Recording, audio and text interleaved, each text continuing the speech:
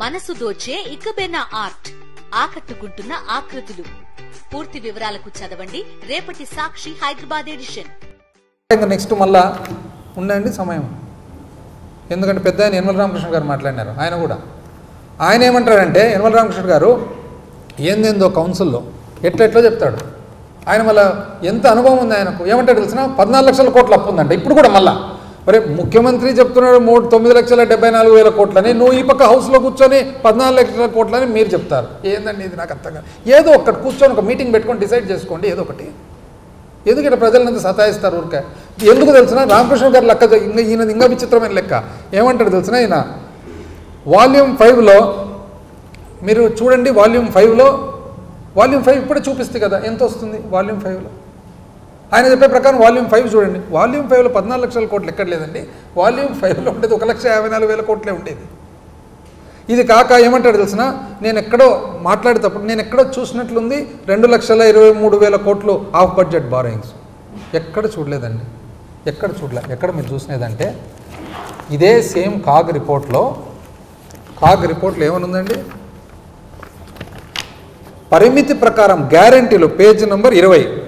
గ్యారంటీల ప్రకారము రాష్ట్ర ప్రభుత్వము పరిమితి చేయగలిగినది 2,23,004 కోట్లు అయితే చేసినది మాత్రం 1,54,500. ఎక్కడో చూసినట్లుంది అంటాడు. చేయగలిగినది 2 లక్షలు అంటే మాకు లిమిట్ ఉంది, 2,23,000 కోట్ల లిమిట్ ఉంది, కానీ చేసినది 1,54,000 కోట్లు ఎక్కడో చూసినట్లుంది అని అంటే ఎంత ఇర్రెస్పాన్సిబుల్ చూడండి. తగునండి మీకు 90% మీరు అంతకంటే చేయనీకి లేదు కదా అంటాడు. రెవెన్యూ రిసిప్ట్స్ మనకు రెవెన్యూ రాబడి ఏదైతుందో అంతకంటే 90% కంటే చేయనీకి లేదు కదా. రెవెన్యూ రాబడి ఎంత ఉండిందంటే ఆ సంవత్సరం 1,73,797 కోట్లు. 1,73,797 కోట్లలో 1,54,797 కోట్లు గ్యారెంటీలు ఇస్తే అర్థం ఏమండి, 90 లోపలనే కదా ఉండేది. ఎట్లా చేయాలనో ఏందో వీళ్ళనో, ఎవరు గుంజీలు తీయాలనో ఎవరు గుంజీలు తీపియాలనో, ఈ గుంజీల బిజినెస్ ఏందో. ఇది కాక ఇంకోటి కొత్త రకం చెప్తాడు ఈయన. ఎక్కడ ఇది అసలు అంతర్జాతీయ అకౌంటింగ్ సిస్టంలో పెట్టాలి రామకృష్ణ గారి సిస్టమ్ అని, సపరేట్ సిస్టమ్. ఏమంటాడు తెలిసిన, వేస్ అండ్ మీన్స్ అండ్ ఓడి ఉంటుంది. ఇప్పుడు ఎవరైనా వ్యాపారం చేసే వాళ్ళకి తెలుస్తుంది. మనకు బ్యాంకుకి పోయినప్పుడు క్యాపిటల్ మన ఏదైతే లోన్ ఉంటుందో, టర్మ్ లోన్ ఉంటుందో అది అప్పు కింద వస్తుంది. ఓడి అని ఉంటుంది బ్యాంకులో, మనం తీసుకుంటుంటాం కడుతుంటాం. దాన్ని ప్రభుత్వంలో 2 రకాలు వస్తుంది. ఒకటి ఓడి వస్తుంది, ఒకటి వేస్ అండ్ మీన్స్ అని వస్తుంది అనమాట. అంటే ఇది ఎట్లా, మనకు ఒక లిమిట్ ఉంటుంది. మనం తీసుకుంటాం, ఈరోజు తీసుకుంటాం రేపు కడతాం, ఈరోజు తీసుకుంటాం రేపు కడతాం. అదంతా లెక్కేసి 2 లక్షల కోట్లు అది కూడా కలుపుతాడంట. ఎక్కడన్నా విన్నారా ఇది ఎక్కడన్నా? అంటే మనము బ్యాంకులో తీసుకుంటాము కడుతుంటాము, ఫైనల్గా ఎంత వస్తుంది అప్పు కింద, మార్చి 31 నాటికి ఏదైతే పెండింగ్ ఉందో అది మనకు పెండింగ్ కింద వస్తుంది. అంటే టర్మ్ లోన్కు వర్కింగ్ క్యాపిటల్కు తేడా తెలియదండి. ఎంత ఉన్నింది 31 మార్చుకు 594 కోట్లు. 594 కోట్లు ఓడీ కింద. ప్రతిరోజు ప్రభుత్వం అన్న తర్వాత, కేంద్రం అన్న తర్వాత ప్రతిరోజు తీసుకుంటుంది, ప్రతిరోజు కడుతుంటుంది. ఆ ఓడీనంతా తీసుకునేది అంటే ఎన్ని ట్రాన్సాక్షన్లు జరిగినా అన్నీ కలుపుతాడంట. అది 2 లక్షల కోట్లు అవుతుందంట. 2 లక్షల కోట్లు అప్పు కింద కలుపుతాడంట. అంటే కట్టినదంతా అడిగిపోయినట్లు. ఏంది అసలు ఇది కొత్త రకమైన అకౌంటింగ్ సిస్టమ్. ఇది ఎవరన్నా మన పెద్దోళ్ళు అమర్త్య సేను, దాని తర్వాత ఆడమ్ స్మిత్ ఇట్లాంటి వాళ్ళు చూస్తే కానీ పడిపోతారు. ఇంకా నెక్స్ట్ ఇది ఎక్కడ లేదండి ఈ టైప్ సిస్టమ్ అని చెప్పేసి. ఇంకోటి క్యాపిటల్ అవుట్లే లేనే లేదు అంటాడు, సింగిల్ డిజిట్ అంటాడు. ఆయన ముఖ్యమంత్రి గారు చూస్తేనేమో 0 ఈయన చూస్తే సింగిల్ డిజిట్ అనే. మళ్ళీ ఇప్పుడే చూపిస్తుంది కదండి, 23,330 కోట్లు మూలధన వ్యయం ఉంది. మళ్ళీ సింగిల్ డిజిట్ ఎట్లయిందండి? 5 అంకెలు ఉన్నాయి దాంట్లో. సింగిలా 23,330 కోట్లని సింగిల్ డిజిట్ అంటే ఎంత? 9 రూపాయలు లాస్ట్. 10 రూపాయలు పోతానే అయిపోయాయి కదా. 23,330 కోట్లను సింగిల్ డిజిట్ అంటే ఇంకేమన్నా అంటే 9 కోట్లు మీ ప్రకారం సింగిల్ డిజిట్ అంటే. ఎక్కడ 9 కోట్లు, ఎక్కడ 23,330 కోట్లు? అసలు ఇంక ఏమి చెప్పుకుంటూ పోతే కానీ టైం చాలదు.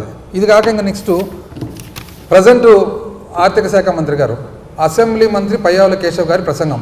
5 ఏళ్ల పాటు రాష్ట్రంలో ఆర్థిక విధ్వంసం సృష్టించారు, అయినా తిరగడానికి పెట్టేందుకు అనేక ఇబ్బందులు పడుతున్నామంట. ఎవరిదండి విధ్వంసం సృష్టించినది? కొత్త ప్రభుత్వం పూర్తి స్థాయి బడ్జెట్ ప్రవేశపెట్టేందుకు వీలు లేకుండా చేశారు గత ప్రభుత్వం చేసిన అప్పులు. ఏం అప్పులు ఉన్నాయి? మీరు చేసిండేది ఎక్కువ అప్పులు. మీరు ఎక్కువ అప్పులు చేసినారు. మీరు ఎంత అప్పులు చేసినారో మీరే చూపిస్తున్నారు. కాగు చూపిస్తుంది.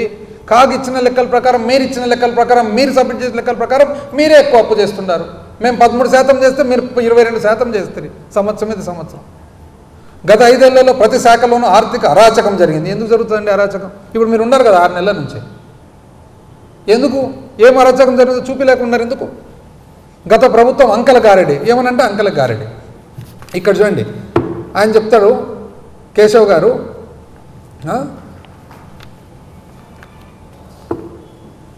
కేంద్ర ప్రభుత్వం నుంచి సరిగ్గా తెచ్చుకోలేకపోయినామంట. రెవెన్యూ డెఫిసిట్ గ్రాంటు మీరు సంకీర్ణ ప్రభుత్వంలో భాగస్వాములు 2014లో 17,000 కోట్లు ఆంధ్రప్రదేశ్ పునర్వ్యవస్థీకరణ చక్రం ప్రకారం రావాల్సి ఉంటే 17,000 కోట్లకు గాను మీరు కొన్ని రోజులు బాగుంటారు, కొన్ని రోజులు కొట్లాడతారు, కొన్ని రోజులు నవ్వుతారు, కొన్ని రోజులు కొట్లాడతారు. ఏందో మీది అర్థమే కాదు. అందరితో కలుస్తుంటారు, అందరితో విడిపోతుంటారు. అయితే మీరు 4,000 కోట్లు మాత్రమే తెచ్చుకున్నారు. మేము ముఖ్యమంత్రి గారు ప్రధానమంత్రి గారితో ఇతర మంత్రులతో ఎంతో సఖ్యత మెయింటైన్ చేసి 10,500 కోట్లు తెచ్చుకున్నాం. మీది గొప్పనా మాది గొప్పనా? కోవిడ్ వచ్చిన వివిధ ఇబ్బందులైనా కూడా దేశ స్థూల ఉత్పత్తిలో భాగం చూసినట్లయితే రాష్ట్ర స్థూల ఉత్పత్తి మీ సమయంలో 4.47% ఉంటే మాది 4.83% పెరిగిందండి. ఎవరు ఎక్కువ?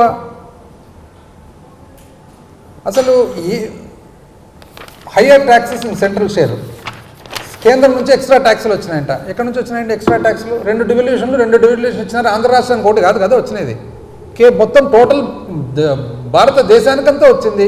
దీంట్లో మీ స్పెషాలిటీ ఏముంది నాకు అర్థం కాలే. పెండింగ్ అంటారు, చిక్కీకి పెండింగ్ అంట. మీరు గుడ్లకు పెండింగ్ పెట్టలేదండి? మీరు కోడిగుడ్లకు పెండింగ్ పెట్టిపోలేదా? అరే ఇది రన్నింగ్ బిల్స్లో పెండింగ్ ఉండనే ఉంటుంది.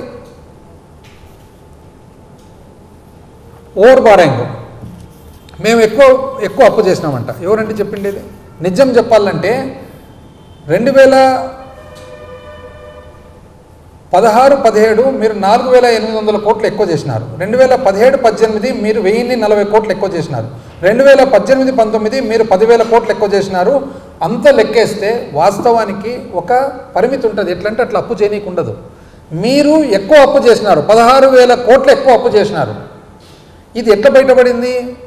మేము మామూలు నిర్వాహకంలో భాగంగా కేంద్ర ప్రభుత్వంతో పర్మిషన్స్ కోసం పోతే మీకు సంబంధించిన ఎంపీలు, మీకు సంబంధించిన వాళ్ళు రాష్ట్ర ప్రభుత్వానికి డబ్బులు రాకూడదనే ఉద్దేశంతో లెటర్లు పెడితే లెటర్లు పెట్టిన తర్వాత కేంద్ర ప్రభుత్వం ఏంది అప్పు విషయం అని తీస్తే తేలినేది ఎంత? 2016-17 నుంచి 2021-22 వరకు చూస్తే 17,531 కోటి రాష్ట్ర ప్రభుత్వం పరిమితిని మించి అప్పు చేసింది. కాబట్టి అది 2019 నుంచి 20లో కట్ కోస్తామన్నారు. అందులో 17,531 కోటిలో 16,418 కోట్లు మీరు చేసిన అప్పు. ఎంత అన్యాయం! మీరు చేసిన పనికి ఆంధ్రప్రదేశ్ కాదు, ఎంటైర్ భారతదేశానికంతా అప్లై చేస్తున్నారు ఇప్పుడు ఈ రూల్.